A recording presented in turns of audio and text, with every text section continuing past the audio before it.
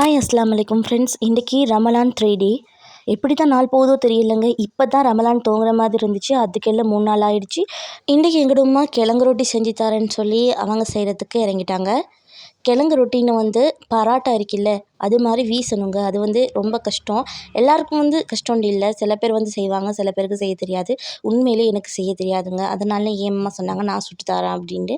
நாங்கள் நோம்பு கஞ்சியும் எடுத்து வச்சுட்டோம். நான் தயிர் வந்து குடிக்கிறது எனக்கு நோம்பு திறந்ததுக்கப்புறம் தயிர் குடிக்கிறது ரொம்ப பிடிக்கும். உங்களுக்கு பிடிச்சிருந்தா கமெண்ட்டில் சொல்லுங்கள்.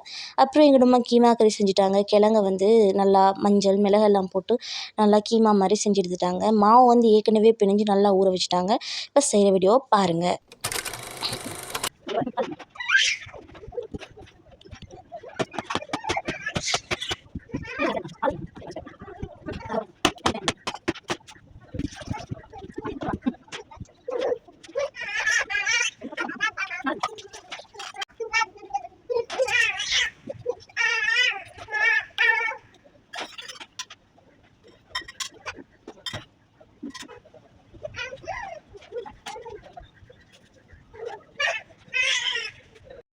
இப்படி தாங்க செஞ்சு எடுக்கணும். நல்லா வீசிட்டு உள்ளே கறியை வச்சுட்டு நல்லா சுற்றணுங்க.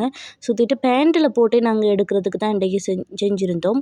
பொரிச்சு எடுக்கிறது நிறைய எண்ணெயை குடிக்கும். அது மட்டும் இல்லை, நோன்பு திறந்தால் நெஞ்செறிவு வேறு வருங்க.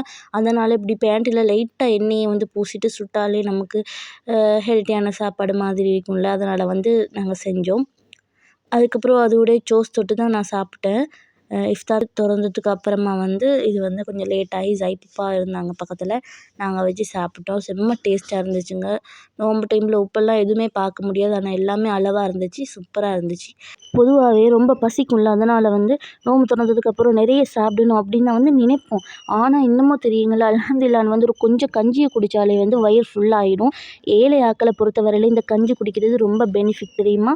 ஏன்னா வந்து அவங்களுக்கு வந்து அதை குடித்தாலே வயிறு நிரம்பிடுங்க.